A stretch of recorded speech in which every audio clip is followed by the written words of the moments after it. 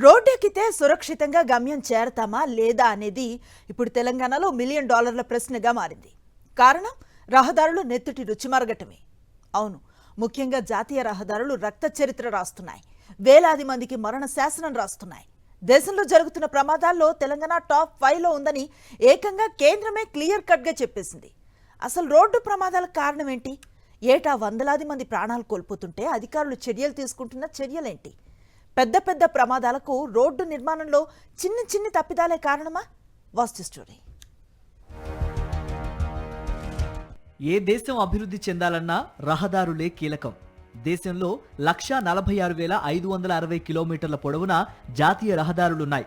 ప్రపంచంలోనే రెండో అతిపెద్ద రోడ్ నెట్వర్క్ కలిగిన దేశంగా భారత్కు రికార్డుంది.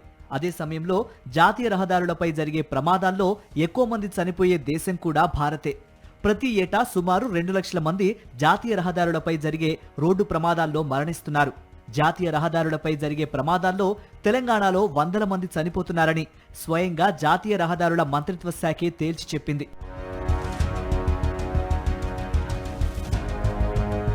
తెలంగాణలోని జాతీయ రహదారులపై కొన్ని చోట్ల పదే ప్రమాదాలు జరుగుతున్నాయని కేంద్ర జాతీయ రహదారుల మంత్రిత్వ శాఖ చెబుతోంది. తెలంగాణ వ్యాప్తంగా 1,535 బ్లాక్ స్పాట్స్ ఉన్నాయని తెలిపింది. జాతీయ రహదారుల విస్తీర్ణంలో మహారాష్ట్ర అగ్రస్థానంలో ఉండగా ఆ తర్వాత స్థానాల్లో ఉత్తరప్రదేశ్, రాజస్థాన్ రాష్ట్రాలున్నాయి. ఉత్తరప్రదేశ్ 2,210 బ్లాక్ స్పాట్స్ తో మొదటి స్థానంలో ఉండగా తమిళనాడు 1,661 బ్లాక్ స్పాట్స్ తో రెండో స్థానంలో ఉంది. ఇక 1,535 బ్లాక్ స్పాట్స్ తో తెలంగాణ మూడో స్థానంలో ఉంది.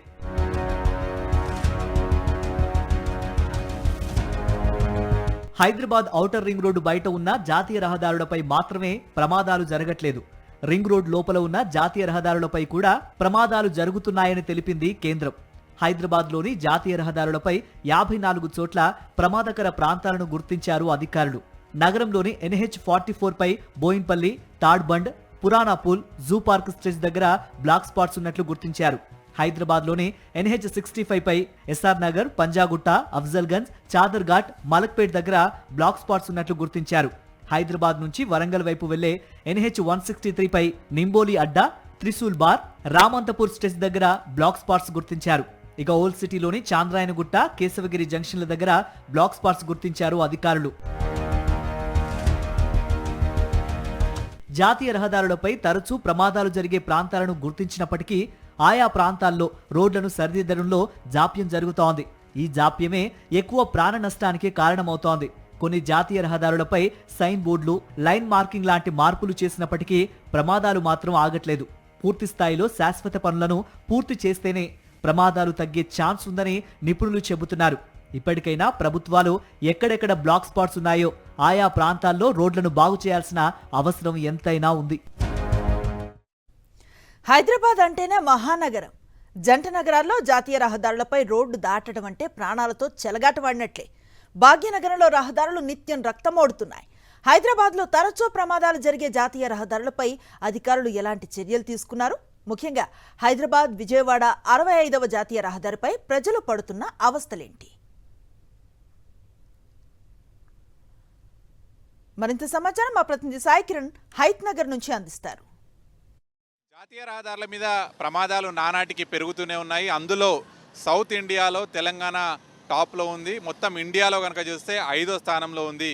అది ముఖ్యంగా హైదరాబాద్ విజయవాడ హైవే అనేటువంటి ప్రమాదాలకు నిలయంగా మారింది. ప్రస్తుతం మనం హయత్ నగర్ HDFC బ్యాంక్ దగ్గర ఉన్నటువంటి లొకేషన్లో ఉన్నాం. మనం చూడొచ్చు ఇక్కడ రోడ్డు దాటడం ఎంత ప్రమాదకరంగా ఉంది అనేటువంటి చూడొచ్చు. ఒక వ్యక్తిని కూడా చూస్తున్నాం. ఇది ఒక హైవే పైన వెహికల్స్ రష్ అనేటువంటిది కూడా కొన్ని లక్షల వాహనాలు రోజు ఉదయం ఇక్కడ నుంచి అటు వెళ్తూనే ఉంటాయి. అయినప్పటికీ కూడా ఇక్కడ శ్రీనివాస కాలనీ అనేటువంటిది కూడా ఉంటుంది. అలాగే హయత్ నగర్ డిపోకు వెళ్లాల్సినటువంటి బస్సెస్ అవన్నీ కూడా ఇటువైపుగా వెళ్తూ ఉంటాయి. సో పూర్తిగా కూడా ప్రమాదకరంగా మారింది. కనీసం రోడ్డు దాటడానికి కూడా లేదు. అయితే లోక్సభలో సెంట్రల్ రోడ్ సేఫ్టీ మినిస్టర్ కూడా టేబుల్ చేసినప్పుడు అక్కడ ఆయన అయితే ఆడిట్లో చెప్పినటువంటి అంశాలు కొన్ని ఉన్నాయి. ఏదైతే ఫుట్ ఓవర్ బ్రిడ్జ్ లేకపోవడం, అలాగే కొన్ని యూటర్న్స్, సో ఇవన్నీ కూడా జాతీయ రహదారుల మీద చాలా ప్రమాదకరంగా మారింది అనేటువంటిది గుర్తించారు. అందులో తెలంగాణలో 1,555 బ్లాక్ స్పాట్స్ ఉన్నాయి. అంటే ఈ 1,555 ప్రాంతాలలో రెగ్యులర్గా యాక్సిడెంట్లు జరుగుతున్నాయి. మనం ఇక్కడ ఉన్నటువంటి ప్లేస్లో కూడా రోడ్డు దాటడానికి చాలా భయంకరంగా ఉంది. ఇక్కడ యాక్సిడెంట్లు జరుగుతూనే ఉన్నాయి. స్థానికులు ఉన్నారు, స్థానిక ఏంటి సార్ ఇక్కడ పరిస్థితి మనం చూస్తుంటే రోడ్డు దాటడం అనేది చాలా డేంజరస్గా ఉంది. ఒకవైపు బస్సులు వెళ్ళడానికి పరిస్థితి అసలు ఇక్కడ ఎట్లా ఉంది అంటే మీరు ఏం చెప్తారు? ఇది Hyderabad to Vijayawada national highway. ఈ విజయవాడ హైవే ఎక్స్పాన్షన్ అని చెప్పేసి ఎక్స్పాన్షన్ ఎందుకు చేసిర్రా బాబు అనే పరిస్థితికి తెచ్చుకొచ్చారు. ఇంతకుముందు అన్న మంచిగా ఈ ఎక్స్పాన్షన్ అయిన తర్వాత ఎక్కడ యూటర్న్స్ బంద్ చేసి అన్నీ క్లోజ్ చేసిర్రు. ఇప్పుడు ఆ రోజు ఈ సబ్ రోడ్స్ వేసి నేషనల్ హైవే ఎక్స్ప్రెస్ హైవే చేసేటప్పుడు మాకు చెప్పింది ఏంటంటే ఫుట్ ఓవర్ బ్రిడ్జ్లు మనకు 5 వరకు ఒక 3 ఫుట్ ఓవర్ బ్రిడ్జ్లు వేస్తామని చెప్పారు. ఫుట్ ఓవర్ బ్రిడ్జ్లు ఏడేసారు అంటే ఊరవతలు ఒకటేసారు, ఊరివతలు ఒకటేసారు. అంటే ఇటీవల ఫుట్ ఓవర్ బ్రిడ్జ్ లేకపోవడం వల్ల ఒక మెడికల్ స్టూడెంట్ కూడా చనిపోయింది. అదే అవును, వాస్తవమే. ఇక్కడ తరచుగా ప్రమాదాలు జరుగుతున్నాయి. దాదాపు 10ల సంఖ్యలో మృతులు చెందిర్రు, 100ల సంఖ్యలో ఇంజూర్డ్ అయిన ఏరియా ఇదంతా. ఈ భాగీరథ కానీ, బస్ డిపో కానీ, ఆర్టీసీ కాలనీ, హయత్ నగర్ ఇవన్నీ డేంజరస్ పాయింట్స్. ఇక్కడ రోజుకు 1 లక్షల మంది రోడ్ క్రాస్ చేయాల్సిన వాళ్ళు ఉంటారు. రోజు యాక్సిడెంట్లు అవుతున్నాయి. ఇక్కడ ఇద్దరు కూడా కండక్టర్ కూడా ఇంజూర్ అయింది, ఇక్కడ ఇద్దరు కూడా చనిపోవడం కూడా జరిగింది.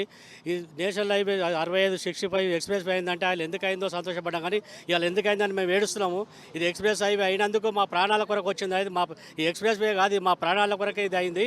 ప్రాణాలు పోవడానికి అయింది. ఇక్కడ రోజు దాటాలంటే నరక యాత్ర ఉంది. అసలు లేడీస్ అయితే చాలా, అసలు స్కూల్ పిల్లలు, కాలేజీ పిల్లలు పోవాలంటే చాలా ప్రాబ్లం ఉంది ఇక్కడ. ఇప్పుడు లెఫ్ట్ సైడ్ హెచ్డిఎఫ్సి వెనకాల ఒక 50 కాలనీలు ఉంటాయి, ఇటు రైట్ సైడ్ కాలేజీలు ఉంటాయి, 50 కాలనీలు ఉంటాయి. లక్షల మంది అటు ఇప్పుడు ఫుట్ ఓవర్ బ్రిడ్జ్ కావాలని 2 నెలల క్రితం మేము రోడ్డు మీద ధర్నా చేయడం జరిగింది. మా కార్పొరేటర్ గారితో ధర్నా చేసిన ఫుట్ ఓవర్ బ్రిడ్జ్ చేపిస్తామని ఆ రోజు R&B వాళ్ళు కొబ్బరికాయ కొట్టించారు. ఇప్పుడు 2 నెలలు అయింది, అసలు ఆ ఊసే లేదు. అది చాలా ప్రమాదం ఉన్నాయి. ఇక్కడ యాక్సిడెంట్లు అవుతున్నాయి, బస్సులు ఎక్కలేకపోతుండ్రు. మోటార్ సైకిల్ మీద వచ్చిన వృద్ధులు, బండి వెనుకకు పడిపోయిన వాళ్ళు ఉండ్రు, లేడీస్ కూడా పడిపోయిన వాళ్ళు ఉండ్రు. ఇక్కడ దగ్గర అట్లీస్ట్ నేను చూసిన అయితే ఒక 3-4 యాక్సిడెంట్లు చనిపోయిన వాళ్ళని చూసిన నేషనల్ హైవే వల్ల. రైట్, ఇది హయత్ నగర్ వాసుల ఆందోళన. మనం చూస్తున్న వీళ్ళంతా కూడా రాజకీయ నాయకులైనా ఎవరైనా కూడా ఇక్కడ స్థానికుల ప్రాణాల కోసం వీళ్ళంతా కూడా కొట్లాడుతున్నారు. దాదాపు 2 నెలల నుంచి కూడా ఇక్కడ ధర్నాలు కూడా చేస్తున్నారు. వీళ్ళు ఎంత ప్రమాదకరం అంటే ఇప్పుడు వీళ్ళంతా కూడా అక్కడ వాళ్ళు చూడొచ్చు, మనం లేడీస్ కావచ్చు, వీళ్ళంతా అక్కడ నుంచి రోడ్డు దాటాలంటే ఎంత ప్రమాదకరంగా ఉంది. వాళ్ళు వచ్చేటువంటి వాహనాలు అయితే అత్యంత స్పీడ్గా రావడం, వాళ్ళకు ఇక్కడ రోడ్డు దాటడానికి కూడా లేకపోవడంతో చాలా ప్రమాదకరంగా మారింది. హయత్ నగర్లో బస్సు దిగిన వాళ్ళు, ఆటో దిగిన వాళ్ళు ఇటు నుంచి అటు కాలనీకి, అటు నుంచి ఇటు కాలనీకి దాటాలన్నా కూడా అత్యంత భయంకరంగా దాటుతున్నారు. ఈ ఫ్లైఓవర్, ఈ ఫుట్ ఓవర్ బ్రిడ్జ్ కోసం దాదాపు 2 నెలల నుంచి ఇక్కడ స్థానికులంతా కూడా ఆందోళన వ్యక్తం చేస్తున్నారు. నేషనల్ హైవేస్ వేస్తున్నారు, కానీ తగిన జాగ్రత్తలు తీసుకోవాలి. లేకపోతే ఇంత భారీ ట్రాఫిక్ ఫ్లోను తట్టుకొని ఇక్కడ రోడ్లు దాటాలంటే చాలా ఇబ్బందికర పరిస్థితులు ఉంటాయి. రీసెంట్గా ఒక మెడికల్ స్టూడెంట్ కూడా తన ప్రాణాలను కోల్పోవాల్సి వచ్చింది. అలాగే ఇక్కడ చాలామంది కాలనీ వాసులంతా కూడా భయాందోళన వ్యక్తం చేస్తున్నారు. సో మరి నేషనల్ హైవే వేయడం కాదు, దానికి సంబంధించి జాగ్రత్తలు తీసుకొని ఫుట్ ఓవర్ బ్రిడ్జెస్ వేయాలి. అలాగే ట్రాఫిక్ అధికారులను ఇక్కడ నియమించాలి. ఎందుకంటే ఇంత పెద్ద భారీ ఎత్తున విజయవాడ నుంచి అంత పెద్ద వెహికల్స్ వస్తున్నప్పుడు ఒక ట్రాఫిక్ అధికారి అయినా కనీసం ఇట్లా ఉండాలి ఆలోపు అనేటువంటిది ఇక్కడ ఉన్నటువంటి స్థానికులంతా డిమాండ్ చేస్తున్నారు. వీడియో చందుతో కలిసి సాక్షి న్యూస్ హయత్ నగర్ నుంచి.